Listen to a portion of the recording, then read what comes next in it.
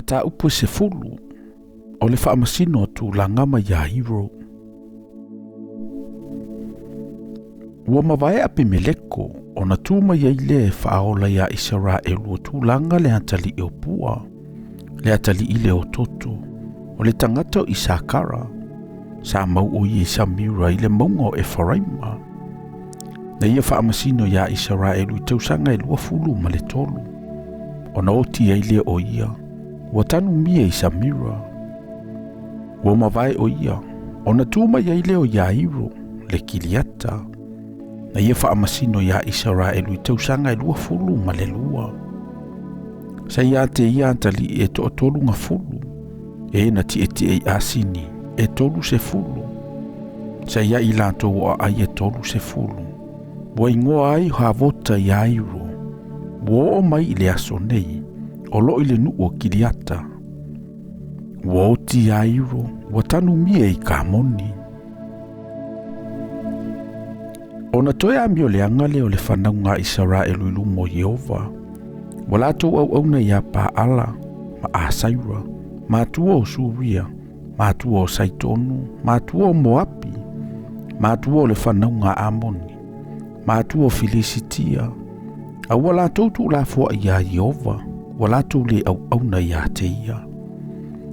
Ona toa satele aile o Yehova ia Israelu. Wana tu ina tu ai ilanto ilu mau Filisitia, malimba o le whanaunga Amoni. Sa latu whati ngā, mawhasa wai le whanaunga Israelu ia na poi tausanga se fulu ma le valu. O le whanaunga uma Israelu e na ile lai tua i oritana ile nu o sa Amori Kiliata.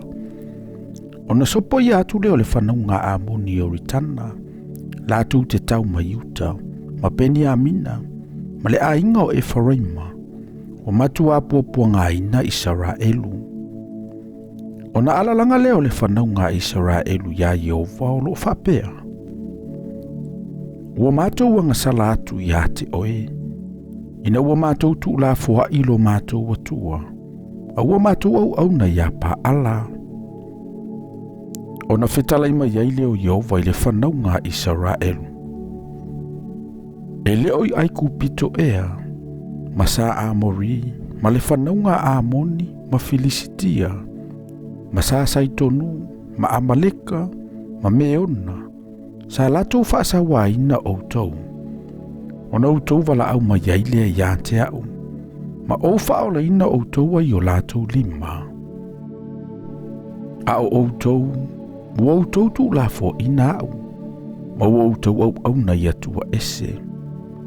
O le mele au te le toi whaola ia te outou. O ia, ina wala au ia tua o outou loto iai. Se ila tau whaola ia te outou iona polo outou popua ngā. Ona whai atu leo le whanaunga Israelu ia Yehova. Ua mātou wanga sala. Ia e whaia ia te i mātou mea uma wa e whina ngalo iai. Tau lava ina i e ravea i mai ia te i mātou i le nei aso. Ona lātou tu ese leo atua ese sa ia te i lātou.